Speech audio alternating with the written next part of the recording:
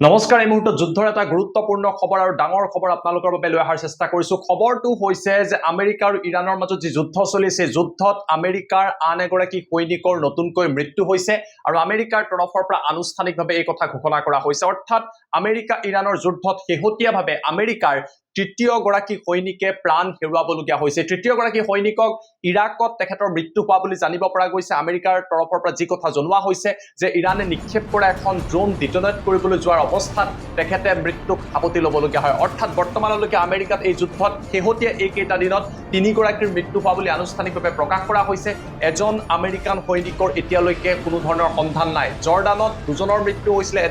এজন সন্ধানহীন হৈছিলে আৰু ইৰাকত এতিয়া আন এগৰাকী মাৰ্কিন সৈনিকৰ মৃত্যু হৈছে অৰ্থাৎ মৃতকৰ সংখ্যা যুদ্ধ যোৱাৰ লগে লগে বৃদ্ধি পোৱা পৰিলক্ষিত হৈছে এই ঘটনাৰ পিছতে আমেৰিকাৰ ৰাষ্ট্ৰপতি ডোনাল্ড ট্ৰাম্পৰ প্ৰতি যথেষ্ট হেঁচা বৃদ্ধি পাইছে আৰু ট্ৰাম্পৰ তৰফৰ পৰা মাৰ্কিন সেনাক নিৰ্দেশ দিয়া হৈছে যে ইৰাণৰ ওপৰত ধাৰাবাহিকভাৱে আৰু শক্তিশালীভাৱে ইয়াৰ প্ৰত্যাক্ৰমণ কৰিব লাগে 9 নম্বৰ দিনত এই যুদ্ধ এতিয়া নতুনকৈ প্ৰৱেশ কৰিছে আৰু আমেৰিকাৰ তৰফৰ পৰা ইৰাণৰ কেইবাটাও প্ৰান্তত বৃহৎ আক্ৰমণৰ ঘটনা সংঘটিত কৰা হৈছে আমেৰিকাৰ লক্ষ্য কৰি লৈছে বিশেষকৈ দক্ষিণ ইৰাণ বিশেষকৈ খাৰ্গ আইলেণ্ড আছে ইৰাণৰ এই খাৰ্গ আইলেণ্ডে ইৰাণৰ 90% তেল তাত সমগ্ৰ নিয়ন্ত্ৰণত ৰাখে আৰু ট্ৰাম্পৰ চকু হৈছে এই খাৰ্গ আইলেণ্ড গতিকে খাৰ্গ আইলেণ্ডক কানেক্ট কৰা উপকূলীয় অঞ্চলবিলাকক কানেক্ট কৰা দলংসমূহ ব্ৰিজসমূহ দক্ষিণ ইৰাণৰ বিভিন্ন প্ৰান্তত লক্ষ্য কৰি লোৱা হৈছে ইৰাণৰ বুছেহাৰ চহৰক লক্ষ্য কৰি লোৱা হৈছে বন্দৰ আব্বাছক লক্ষ্য কৰি লোৱা হৈছে ইৰাণৰ পাৰমাণৱিক কেইবাটাও শক্তি প্ৰকল্পৰ ওপৰত আমেৰিকাই আক্ৰমণ কৰিছে যাক লৈ ইৰাণ ক্ষুণ্ণ হৈ পৰিছে ইফালে ইৰাণৰ তৰফৰ পৰা ধাৰাবাহিকভাৱে প্ৰত্যুত্তৰ অব্যাহত আছে ইৰাণৰ তৰফৰ পৰা জৰ্ডান কুৱেইট বেহৰিন আদি বিভিন্ন প্ৰান্তত মধ্য প্ৰাচ্যত থকা দেশসমূহত থকা আমেৰিকান সেনাৰ ঘাটিক নতুনকৈ শক্তিশালী মিছাইল আৰু ড্ৰোনৰ জৰিয়তে লক্ষ্য কৰি লোৱা হৈছে পুনৰবাৰ মই কৈছো এই যুদ্ধ এতিয়া দ্বিতীয় ফেজত আৰম্ভ হৈছে দ্বিতীয় ফেজত অধিক ভয়াৱহ হৈ পৰিছে আৰু হয়তো আমেৰিকাই বুজি উঠিছে যে দ্বিতীয় ফেজতো ইৰাণক পৰাস্ত কৰিব পৰা নাযাব যদিও আমেৰিকাৰ তৰফৰ পৰা কোৱা হৈছে যে হৰমুজ আমি নিয়ন্ত্ৰণ কৰিম কিন্তু প্ৰকৃতপক্ষে পৰিস্থিতি সম্পূৰ্ণ বিপৰীত হৰমুজত কিছু সময় পূৰ্বে পুনৰবাৰ আন এখন তেল পৰিবাহী টেংকাৰৰ ওপৰত আঘাত হোৱা বুলি জানিব পৰা গৈছে গতিকে হৰমুজ এতিয়াও ইৰাণৰ নিয়ন্ত্ৰণত আছে আমেৰিকাই নিয়ন্ত্ৰণ কৰিব পৰা নাই গতিকে আমেৰিকাই বুজি উঠিছে যে ইৰাণক ইমান সহজতে এই যুদ্ধৰ পৰা ফুল স্কেল ৱাৰ কৰি আঁতৰ কৰিব পৰা নাযাব গতিকে আমেৰিকাৰ তৰফৰ পৰা নতুন কথা কোৱা হৈছে আৰু নতুন কথাটো কি আমেৰিকাই কৈছে যে ইৰাণৰ সৈতে আমি নেগোচিয়েশ্যন কৰিবলৈ বা আলোচনা কৰিবলৈ সাজু হৈ আছো ডিপ্লমেচিৰ বাবে সাজু হৈ আছো এয়া নতুনকৈ মন্তব্য আহিছে কিছুদিন আগতে মনত পেলাওক আজি 3-4 দিন আগতে ট্ৰাম্পে কৈছিলে কোনো আলোচনা নহব এতিয়া একচন হ'ব এতিয়া হে আমেৰিকাই কৈছে তেওঁলোকৰ যিগৰাকী বিদেশ মন্ত্ৰী মাৰ্কো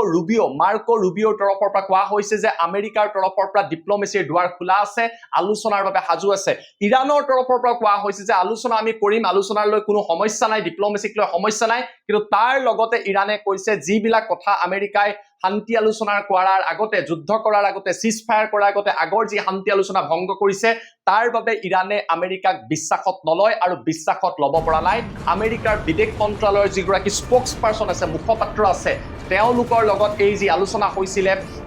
বিভিন্ন চেনেলৰ জৰিয়তে তাৰ পাছতেই ইৰাণৰ তৰফৰ পৰা তেওঁলোকৰ বিদেশ মন্ত্ৰীৰ স্পোক্স পাৰ্চনে প্ৰকাশ কৰি কৈছে যে এই মুহূৰ্তত আমি আমেৰিকাক বিশ্বাসত ল'ব বিচৰা নাই ইয়াৰ অৰ্থ যুদ্ধ দীঘলীয়াভাৱে চলি থাকিব পুনৰবাৰ খাৰুৱা তেলৰ মূল্য বৃদ্ধি পাইছে গতিকে এই যুদ্ধ দীঘলীয়া হোৱাৰ সম্ভাৱনা আছে মই আপোনালোকক এই ভিডিঅ'ৰ প্ৰথমতে কৈছিলো ইয়াৰ আগৰ ভিডিঅ'সমূহতো কৈছিলো যে আমেৰিকাৰ ৰাষ্ট্ৰপতি ট্ৰাম্পৰ তৰফৰ পৰা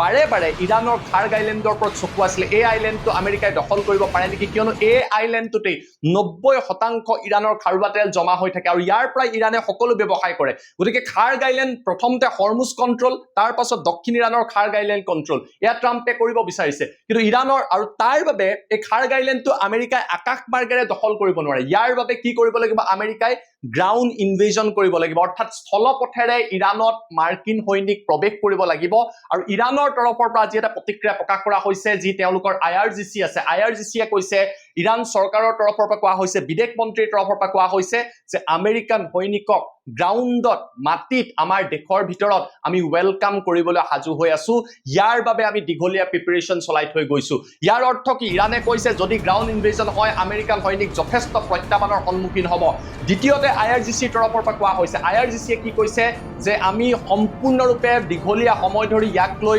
অনুশীলন চলাই আছো IRGCৰ লগত অত্যাধুনিক অস্ত্ৰ শস্ত্ৰ আছে গ্ৰাউণ্ড ট্ৰুপছ আমাক তাৰ লগত যথেষ্ট সংখ্যক আছে আৰু যদি আমেৰিকাই ভাবিছে যে ইৰাণত এইদৰে সহজতে প্ৰৱেশ কৰি যাব এয়াৰপ্লেনৰ পৰা নামিব তাৰ পাছত তেওঁলোকৰ পেৰা ট্ৰুপাৰ্ছে গৈ খাৰ্গ আইলেণ্ড দখল কৰি ল'ব এয়া আমেৰিকাৰ সপোন বুলি উল্লেখ কৰিছে অৰ্থাৎ আমেৰিকা পোনপটীয়াকৈ কৈ দিছে খাৰ্গ আইলেণ্ডক যদি গ্ৰাউণ্ড ইনভেশনৰ বাবে চেষ্টা কৰে ইয়াৰ প্ৰত্যুত্তৰ ইৰাণে প্ৰদান কৰিব মনত ৰাখিব ইয়াৰ আগতে যুদ্ধ যেতিয়া আৰম্ভ হৈছিলে 100 দিনৰ আগত বা শেহতীয়াকৈ 9 দিনত যি যুদ্ধ চলিছিলে আমেৰিকা ইজৰাইলে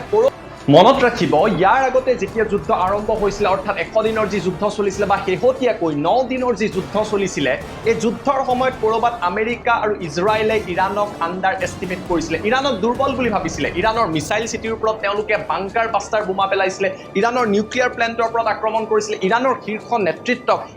এজনকৈ সম্পূৰ্ণৰূপে শেষ কৰি পেলালে ইৰাণৰ জনতা ৰাজপথলৈ ওলাই আহিব বুলি ভাবিছিল এই সকলোবিলাক কথা ভুল প্ৰমাণিত হ'ল আজিৰ দিনতো ইৰাণে মিসাইল সিটিৰ পৰা শক্তিশালী মিসাইল উলিয়াই আনি আছে আমেৰিকান সেনাৰ ঘাটিক লক্ষ্য কৰি লৈছে জৰ্ডানত থকা তেওঁলোকৰ সৈনিকৰ ক্ষতি হৈছে ইৰাকত ক্ষতি হৈছে ড্ৰোন নিক্ষেপ কৰিছে আৰু যুদ্ধ বৰ্তমান সময়তো চলি আছে আৰু আটাইতকৈ ডাঙৰ কথা যি ট্ৰাম্পে কৈছিলে যে গাৰ্ডিয়ান অফ হৰমুজ আমি নিয়ন্ত্ৰণ কৰি ল'ম হৰমুজ আমি টেক্স ল'ম আমি হৰমুজত নিজৰ মতে নিয়ন্ত্ৰণ কৰিম এনেকুৱা বহু কথা কৈছিলে সেই হৰমুজো এতিয়াও ইৰাণৰ নিয়ন্ত্ৰণতে আছে যুদ্ধ এতিয়া প্ৰায় 100 দিনৰ বেছি অতিক্ৰম কৰিলে আৰু এই 9 দিনত তয়াময়া যুদ্ধ চলিছে গতিকে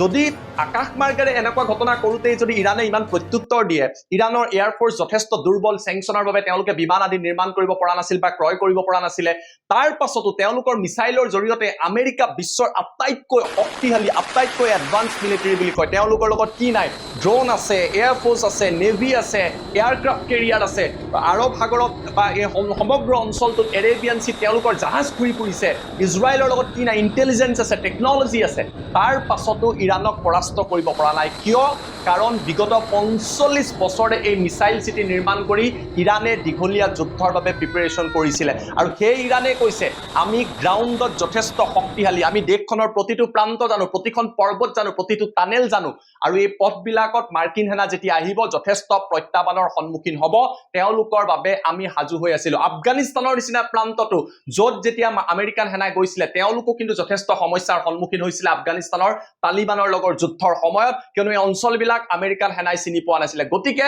ট্ৰাম্পে ভাবি থকাৰ দৰে খাৰ্গ আইলেণ্ড বা যিদৰে দক্ষিণ ইৰাণত তেওঁলোকে দলং ধ্বংস কৰিছে ৰেলৱে ট্ৰেক ধ্বংস কৰিছে আৰু ভাবিছে যে গ্ৰাউণ্ড ইনভেজন কৰি সকলো খাৰুৱা তেল আমি লৈ ল'ম খাৰ্গ আইলেণ্ডৰ জৰিয়তে ইৰাণক পৰাস্ত কৰিম আমেৰিকাৰ বাবে ইমান সহজ নহব আৰু সেই কথাই হয়তো ইৰাণে এই মুহূৰ্তত উল্লেখ কৰিছে কিন্তু নৱম দিনাও ইৰাণৰ তৰফৰ পৰা প্ৰত্যাক্ৰমণ কৰা হৈছে মধ্যপ্ৰাচ্যৰ কেইবাটাও প্ৰান্তত কেইবাটাও দেশত বৰ্তমান সময়ত হাই এলাৰ্ট জাৰি কৰি দিয়া হৈছে আৰু আমেৰিকাৰ তৰফৰ পৰা ধাৰাবাহিকভাৱে আক্ৰমণ কৰি থকা হৈছে গতিকে বৰ্তমান সময়ত তয়াময়া ৰণ চলি আছে কিন্তু কৰবাত এটা প্ৰশ্নবোধক আছে এই যুদ্ধৰ মাজত আলোচনাৰ কথা ক'বলৈ আমেৰিকা পুনৰবাৰ বাধ্য হৈ পৰিছে নেকি কৰবাত ট্ৰাম্প আৰু আমেৰিকাই ৰিয়েলাইজ কৰিছে নেকি যুদ্ধ দীঘলীয়া কৰি থাকিলে ইৰাণৰটো ক্ষতি হৈছে তেওঁলোকৰো সমানেই ক্ষতি হ'ব আৰু সেইবাবেই ডিপ্ল'মেচি আৰু আলোচনাৰ কথা এই মুহূৰ্তত উল্লেখ কৰিছে কিন্তু প্ৰশ্নটো হৈছে ইৰাণে জানো আমেৰিকাক বিশ্বাস কৰিব গতিকে ইয়াৰ বাবে আমি অপেক্ষা কৰিব লাগিব আগন্তুক সময়টো যে দুইখন দেশৰ মাজত উত্তেজনা চলি থাকিব সেয়া সুনিশ্চিত নৱম দিনা নৱম নিশা এই দুইখন দেশৰ মাজত কি পৰিৱেশৰ সৃষ্টি হ'ল তাৰ সবিশেষ তথ্য আপোনালোকৰ বাবে তথ্যভিত্তিক লৈ অহাৰ চেষ্টা কৰিলো ধন্যবাদ